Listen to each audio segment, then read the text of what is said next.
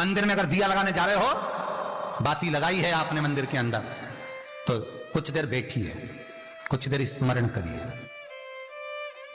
हमारे यहां तो यहां तक कहा गया है कि किसी मुर्दे को अगर जलाया भी जाता है तो कभी गोल बत्ती नहीं लगती। आप मटके के पास में, परिंदे के पास में, जल के पात्र के पास में कोई भी अगर दिया लगाएंगे तो वहां गोल बत्ती रखकर लगाएंगे तो घर में लक्ष्मी नहीं टिकेगी। कई लोग कहते हैं कि परिंदे के पास, मटके के पास में, पानी के स्रोत के पास में जहां जल भरते हैं, हंडा रखते हैं, टंकी रखते हैं, वहां पर मटके के पास बत्ती लगाओ, दिया लगाओ, पितर शांत रहेंगे। तो पितरों को शांत करो, मना नहीं है, पर दिया लगाने का नियम है कि पितरों को अगर आप दिया लगा रही हो मटके के पास, परिंदे के पास, या अमावस्या के दिन पितरों के लिए अगर दीप लगा रही हो तो गोल बत्ती अगर लगाओगी तो कार्य कभी सफल नहीं होगा। घर में लक्ष्मी नहीं टिकेगी, संपदा नहीं रहेगी, घर में कोई ना कोई बीमार पड़ा ही रहेगा। धन आएगा जाएगा, टिकेगा नहीं। इसलिए पितरों के लिए अगर दिया लगाना है, पूर्वजों के लिए दिया है, तो कपाल क्रिया तक रुकना पड़ता है कि थोड़ा रुकिए, कोई पीछे से आकर कुछ कर ना जाए। दीप जलाएं, थोड़ी देर रुकिए। और दीप का भी नियम है महाराज, दीप का भी नियम है। दिए में जो फूल बत्ती लगती है, गोल बत्ती लगती है, गोल वाली, ये बत्ती हमेशा कोई विष्णु भगवान की पूजन कर रहे हो, शिव जी की पूजन कर रहे हो, कोई अन्य देवता का अगर आप स्मरण कर रहे हो तो गोल बत्ती लगाई जाती है। भगवान के मंदिर में पूजन कर रहे हो तो गोल बत्ती लगाएं। लंबी बत्ती, लंबी वाली जो बत्ती होती है, लक्ष्मी की पूजन में, देवी पूजन में, जितनी भी माताओं की आप पूजन करोगे, जितनी भी देवियों का आप स्मरण करोगे, उसमें लंबी बत्ती का प्रमाण है। पितरों की पूजन में लंबी बत्ती का प्रमाण है। लगाना है पितरों के लिए अगर दीप लगाना है तो लंबी बत्ती लगाइए, लंबी बत्ती। महाराज लंबी बत्ती का प्रमाण हमारे यहां शास्त्र का, गोल बत्ती का प्रमाण। और सुंदर चरित्र कहा, यदि आपके जीवन में बहुत ज्यादा लक्ष्मी से तकलीफ है, कष्ट बहुत ज्यादा है, या संबंध खराब हो रहे हैं, बहू और बेटों के संबंध खराब हो रहे हैं, अदालत में बात चली गई कि लड़की और लड़के का तलाक होने वाला है, बहू अपने घर जाकर बैठ गई, आने को तैयार नहीं है, जमाई अपने घर रह गया, लड़की को लाने को तैयार नहीं है, सास बहू में आपस में तनमन चल रही है, प्रेम बिल्कुल नहीं है, या लक्ष्मी आती ही नहीं, बहुत कष्ट है, जमीन जायदाद पड़ी बिक नहीं रही, तो एक काम करना, इतना दुख अगर आपके जीवन में है तो कार्तिक के महीने तक रुको, और कार्तिक का महीना आए, त्रयोदशी तिथि आए, कोई सा भी हो, सोमवार, रविवार, मंगल, बुध, कोई सी भी त्रयोदशी, प्रदोष, कोई सी भी प्रदोष तिथि आए, उस दिन तुलसी की लकड़ी, पहले से तुलसी आपके घर में अगर सूखी हो, तुलसी सूख गई हो, तो उसकी जो लकड़ी होती है, उस लकड़ी का 7 लकड़ी का बंडल बनाकर दीप बना लो। लकड़ी का दीप मतलब लकड़ी, पतली पतली डालियों को लेकर कच्चे सूत से उसको बांध दो, और बांधकर घी में डुबक दो।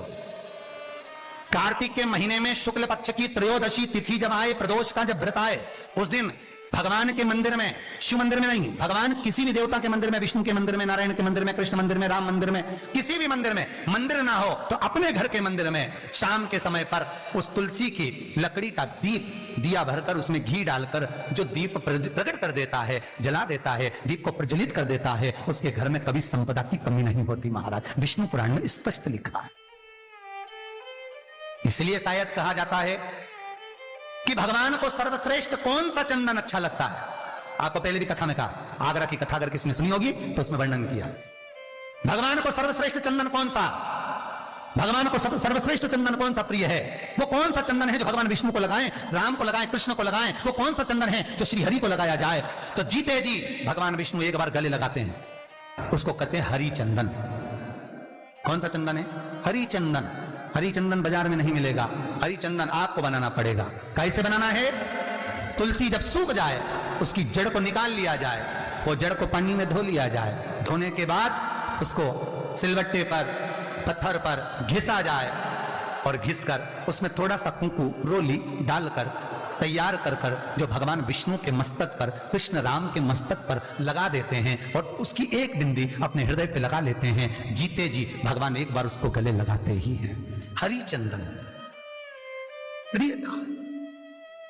जैसे शिव महापुराण में रुद्र चंदन का भाव है, शिव महापुराण में रुद्र चंदन का प्रमाण दिया जाता है। अगर आपने लिंग पुराण पढ़ी हो तो उसका 5वां स्कंद अवश्य पढ़िएगा महाराज, और शिव महापुराण अगर पढ़ रहे हो तो उसका कुमार खंड पढ़िएगा, जिसमें रुद्र चंदन का प्रमाण है। रुद्र चंदन कैसा?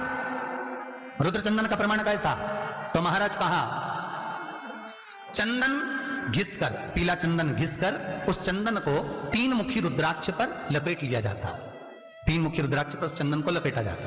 लपेटोगे उसके बाद उसको ऐसा गोल करोगे तो एकदम चिकना हो जाएगा, एकदम चिकना, ठीक है, एकदम चिकना हो जाएगा। और उस चंदन को आप शिवरात्रि के दिन, और कोई से भी महीने की शिवरात्रि, किसी भी महीने की हो, सब फलदायी होती है। अगर आप पंचांग में देखेंगे तो शिवरात्रि लिखी हुई आती है, हर महीने शिवरात्रि पड़ती है।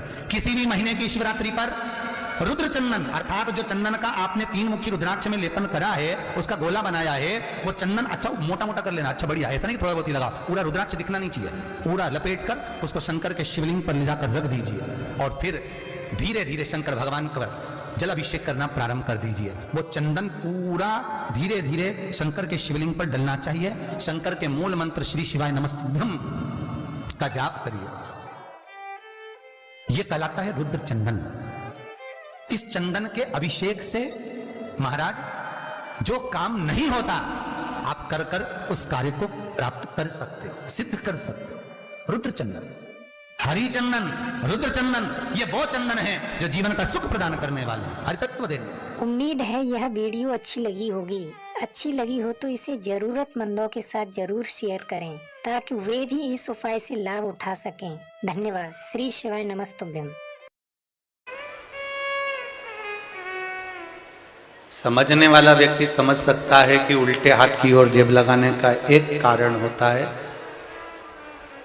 कि कभी शंकर जी के मंदिर में जाओ और शिव जी को अगर जल चढ़ाने के बाद जो तुम बेलपत्री उठाकर लेकर आओ, उस बेलपत्री को आप नीचे वाली जेब में तो रखोगे नहीं।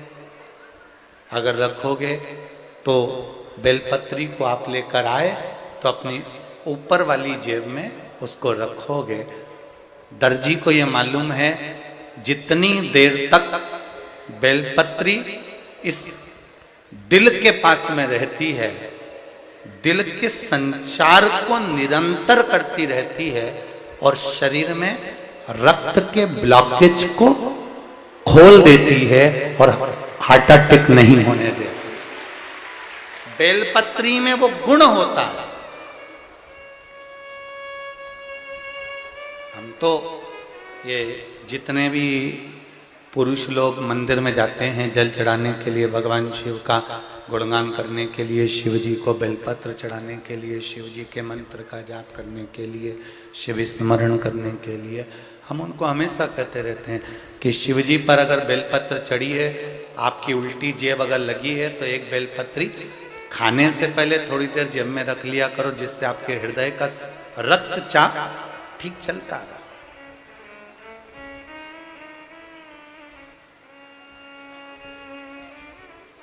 ये सुख देने वाले।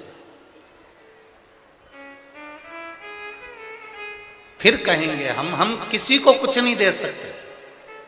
आप ये मत सोचना कि सियोर वाला महाराज आपको कुछ दे देगा। सियोर वाला महाराज तो केवल इतना जरूर कह सकते हैं कि हम इस व्यासपीठ से देवाधिदेव महादेव से ये प्रार्थना जरूर कर सकते हैं, बाबा ये इतने जो तेरे भक्त शिव तत्व को जानने के लिए भगवान शंकर की कथा में आए हैं, बाबा इतनी कृपा जरूर करना कि इनकी झोलियों को खुशियों से जरूर भरना, इतनी करुणा की।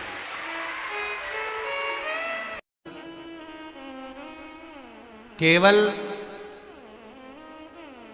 3 दिन ऐसे रहेंगे, 3 बार ऐसे रहेंगे, 3 तिथियां ऐसी रहेंगी, 3 समय ऐसा रहेगा जिस समय पर तेरे द्वारा निर्मित शूल को भी शिव धारण करेगा और जगत का कल्याण करेगा।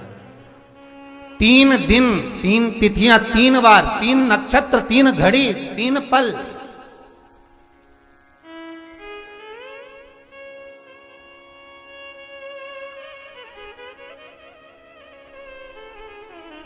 जिसमें बाबा शूल भी धारण करते हैं, और शूल अकेले धारण नहीं करते महाराज। जो धतूरा होता है ना, दर्शन करें धतूरे के, कांटे कांटे सा होता है धतूरा, तो वो धतूरे के साथ में बाबा शूल धारण करते हैं, बेलपत्री के शूल को। ये बहुत बहुत आनंदमय कथा है महाराज जी। जिसके जीवन में हमेशा कांटे ही मिले हैं, बेटी बड़ी हुई तो घर में मायके में दुख देखा, और मायके से गई ससुराल में तो ससुराल में दुख देखा। ससुराल में भी दुख देखने के बाद में भी पति को बहुत कुछ काम खुलवाया, बहुत धंधे खुलवाए, नौकरी लगवाई, पर वो पति बार बार छोड़ कर आ गया, बार बार तकलीफ भोग रहा है, बार बार कष्ट भोग रहा है। फिर थोड़े दिन काम करता है, थोड़े दिन छूट जाता है, फिर व्यापार में बढ़ता है, फिर छूट जाता है, फिर कोई दुकान खुलवाई, थोड़े दिन अच्छी चली, फिर वापस वहीं घर पर आकर बैठ गया। अर्थात उसके जीवन में वो शूलता चल रही है। तो बाबा देवाधिदेव महादेव कहते हैं ये 3 घड़ी, 3 पल, 3 नक्षत्र, 3 समय, 3 दिन में जो शूल मुझे समर्पित करता है उसके जीवन से मैं शूल हटा देता हूं। वो 3 दिन लिखे स्कंद पुराण।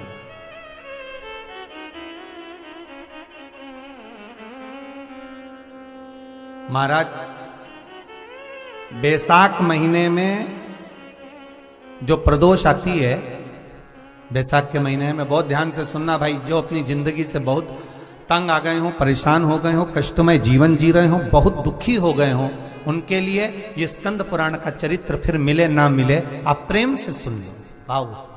पहला, बैसाख महीने की प्रदोष,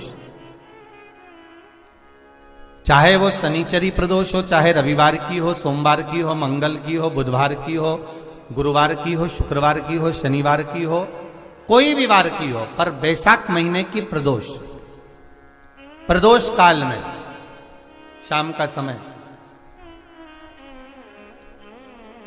सूर्य डूब रहा हो, बस डूबा ही हो, और उस समय पर सूर्य के डूबन के तुरंत बाद बाबा को धतूरे के साथ में बेलपत्री ना चढ़ाते हुए बेलपत्री के वृक्ष के 7 कांटे बाबा के शिवलिंग पर समर्पित करे जाते हैं महाराज, अपनी जिंदगी में अड़चनों को हटाने के लिए।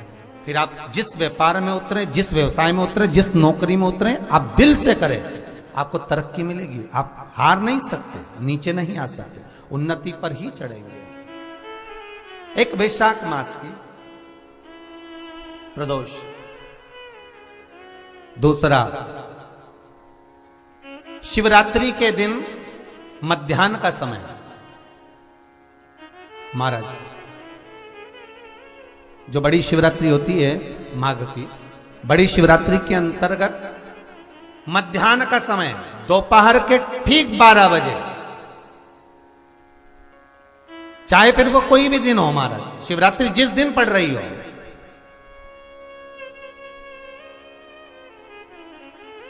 उस दिन भी धतूरे के साथ बाबा को 7 कांटे बेलपत्री के वृक्ष के समर्पित होते हैं महाराज। इसमें आप ये वाले जो कांटे हैं, जो शिवरात्रि के दोपहर 12 बजे वाले हैं, अगर कोई मदिरा पीने वाला हो, व्यसन में डूबने वाला हो, कोई जुआ खेलने वाला हो, कोई गलत वैश्यावृत्ति करने वाला, या अपने मार्ग से विचलित कोई व्यक्ति है, उसके लिए भी ये कांटे बहुत काम आते हैं महाराज।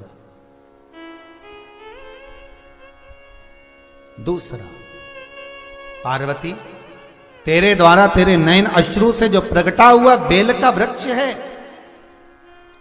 द्वितीय शूल मैं वहां धारण करता हूं, तृतीय शूल, तीसरा शूल जो वर्णन करा गया महाराज, भगवान श्रावण के महीने में जो भी दूसरा सोमवार पड़े, जो भी पड़े, श्रावण के महीने का दूसरा सोमवार, आप सबको पहले भी श्रावण के महीने में जो कथा कही उसका व्याख्यान वर्णन करा कि श्रावण का महीने का महत्व क्या है, वो भी आपको ऑनलाइन कथा में आप लोग सुन चुके हैं, लाइव कथा में श्रावण का पूरा महत्व बताया था कि श्रावण के महीने में शंकर भगवान को पूरा लेखा जोखा का भार प्रदान किया गया था। दूसरा सोमवार, श्रावण के महीने का जो दूसरा सोमवार होता है, उस दूसरे सोमवार में रात्रि के समय पर, अर्थात शास्त्र अब घड़ी और पल का स्मरण करेंगे तो रात्रि के बजेंगे 10 से 12 बजे मारे, 10 से 12 के बीच में धतूरे के साथ बाबा को शूल समर्पित होता है महाराज। ये भी हमारी बाधाओं को, हमारी तकलीफों को, व्यापार व्यवसाय के लिए, नौकरी सर्विस के लिए, बहुत सारे एग्जाम में आप बैठ लिए, गवर्नमेंट एग्जाम के लिए बैठ लिए, नहीं हो रहा, ये 3 बार मेरे शंकर को बेलपत्री के वृक्ष के शूल समर्पित होते हैं, उसका आनंद पाना। और उससे अपने को सुख प्राप्त करो।